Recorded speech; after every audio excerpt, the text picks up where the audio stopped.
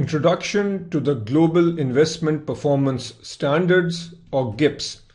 A lot of this lecture has been extracted from the curriculum. Here is what we will cover. Why were the GIPS standards created? Who can claim compliance? Who benefits from compliance? We'll talk about the concept of composites, verification, and finally briefly touch on the structure of the GIPS standards. These standards are then discussed in the next reading. Why were the GIPS standards created? GIPS standards were created to make it easy to compare different investment management firms.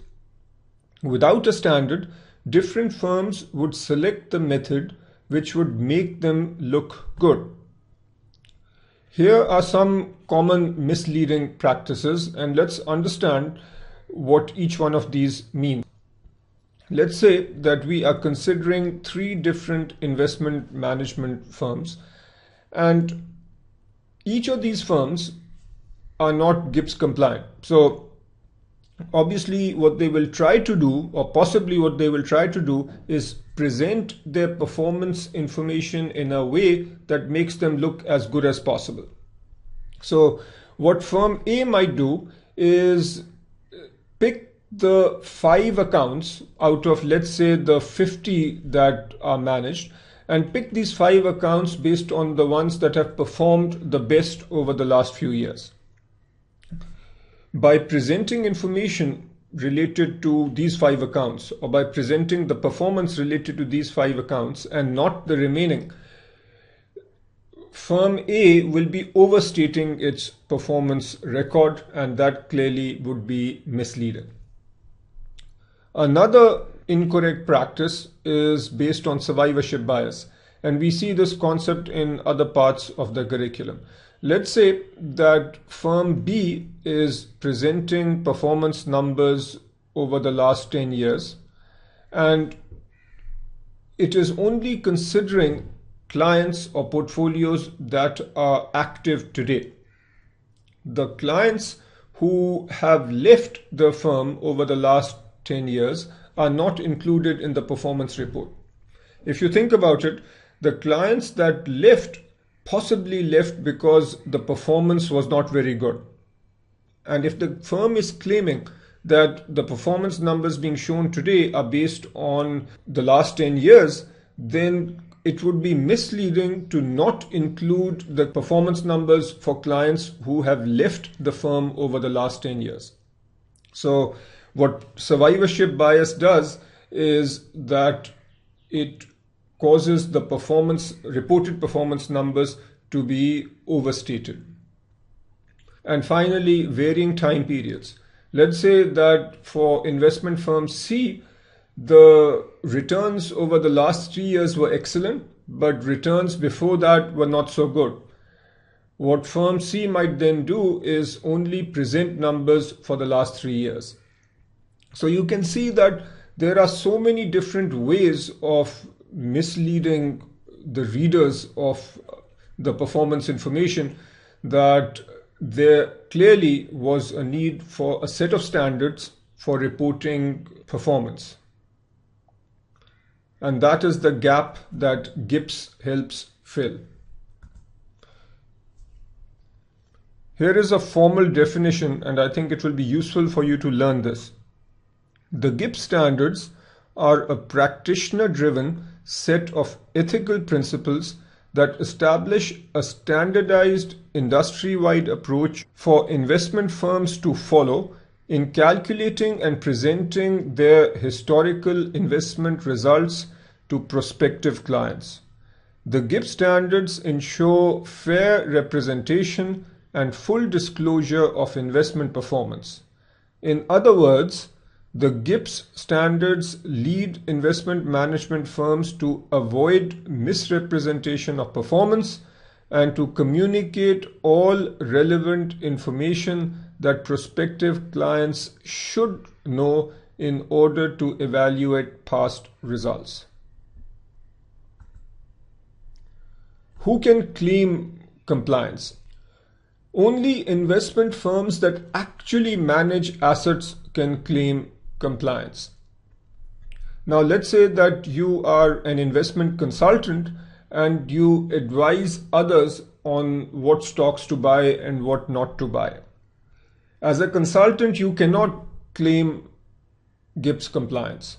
On the other hand, if there is this firm that gets money from clients and actually manages that money, then this firm can claim GIPS compliance. This word "can" is important, and this suggests that complying with GIPS standards is voluntary. In other words, just because a particular firm manages money, it is an investment management firm, doesn't mean that it has to comply with the GIPS standards.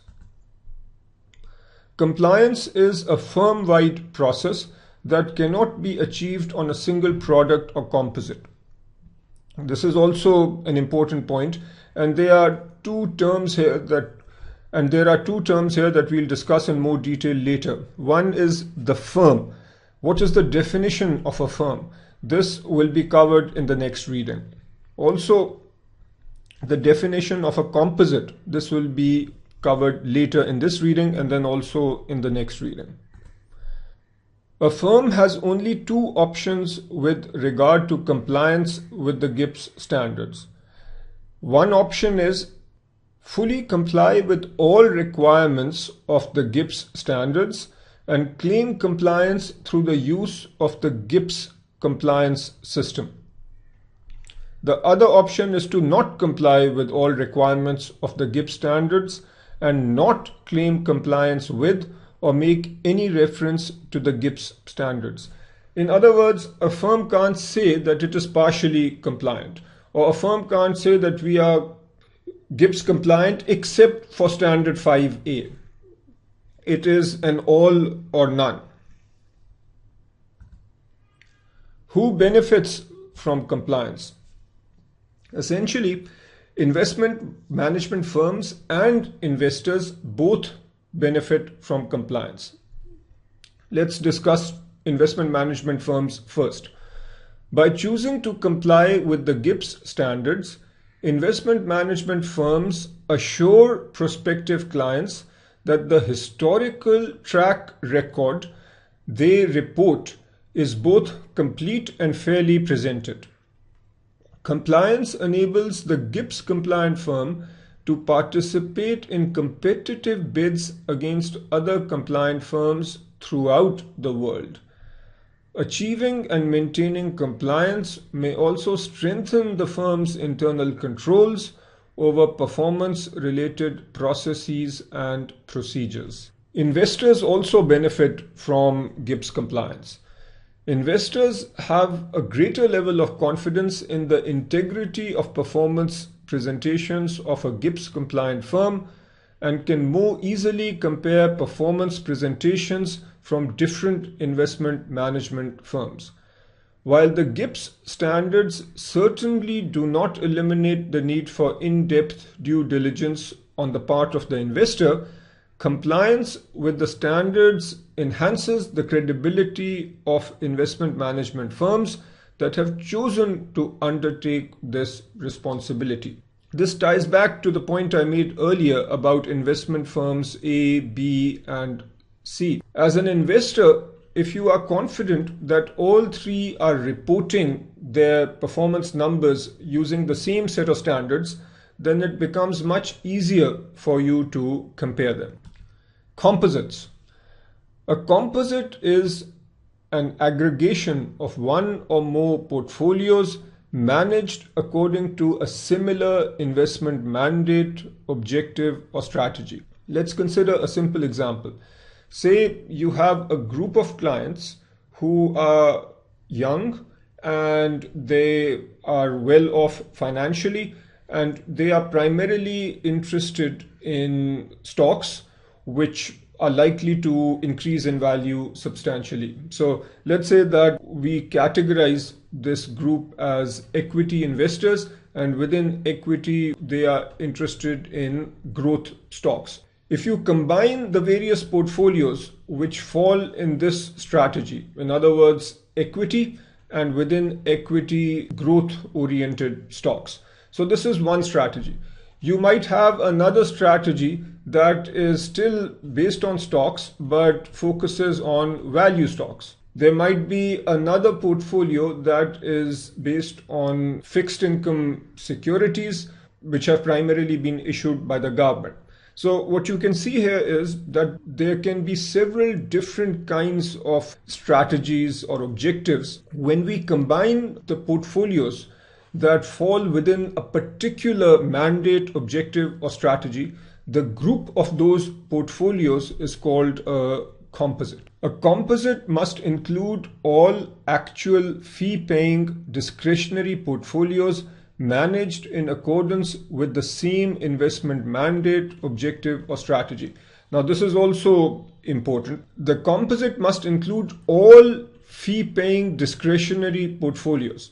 We've already talked about this part related to the fact that the same mandate, objective, or strategy is being followed. But the additional qualification here is that all these accounts must be actual. This means that if there is a particular portfolio that's a dummy portfolio, in the sense that this portfolio is not actually owned, it is just a sample portfolio which says that if we had invested in so and so stocks, or if we had invested in the S&P 500, then the return would be this much. Here we are talking about portfolios where actual money is invested. Fee paying, let's say that a particular portfolio is for a charitable organization and that charitable organization does not pay a fee for the management of its particular portfolio.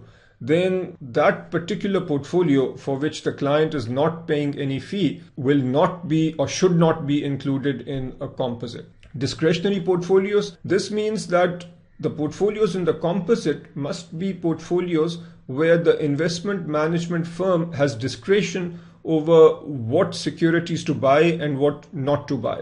If there is, for example, a portfolio where the client defines what securities can be purchased as part of this particular portfolio, then the portfolio is not discretionary and should not be included in the composite. The determination of which portfolios to include in the composite should be done according to pre-established criteria, not after the fact. I talked here about two different kinds of equity-based portfolios, growth and value. The definition of which stock would fall in this composite and what would fall in this composite, or in other words, which portfolio would fall in each composite, needs to be defined beforehand. A firm cannot decide after the fact whether a particular portfolio is in this composite or the other composite. As you will see later, the definition of a composite is important because performance numbers are reported based on composites. Verification. Firms that claim compliance with the GIPS standards are responsible for their claim of compliance and for maintaining that compliance. A firm that is GIPS compliant can simply declare that it is GIPS compliant. Once a firm claims compliance with the standards, they may voluntarily hire an independent third party to perform a verification. So notice again, just as GIPS compliance is voluntary, similarly verification is voluntary. And verification must be done by an independent third party. The verification is performed with respect to an entire firm. If a firm has multiple divisions or multiple departments, it cannot be said that only one department has been verified. When a firm is verified, it has to be for the entire firm. What does a verification test? Here are the main points. A verification tests whether the investment firm has complied with all the composite construction requirements of the GIPS standard on a firm-wide basis.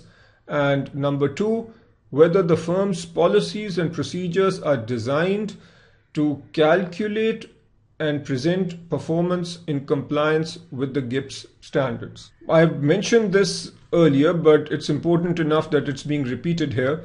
Verification must be performed by an independent third party. A firm cannot perform its own verification. Third-party verification brings additional credibility to a firm's claim of compliance. This is self-evident. We've talked about the fact that verification is voluntary. You might wonder why then would a firm spend money on getting a third party to do the verification? And the answer is right here. If you are an investor, where would you be more comfortable? With firm A that simply claims GIPS compliance, or firm B that claims GIPS compliance and then has a reputable third party also verify the GIPS compliance?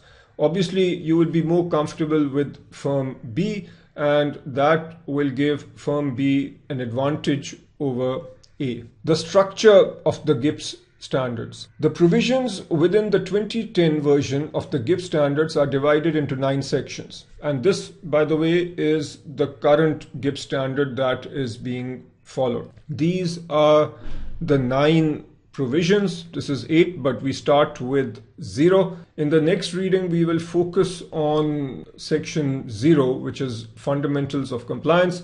We just need to understand all these other standards at a high level. For each of these provisions, there are certain requirements and there are also certain recommendations. And at least for provision 0, fundamentals of compliance, we will go through both the requirements and the recommendations.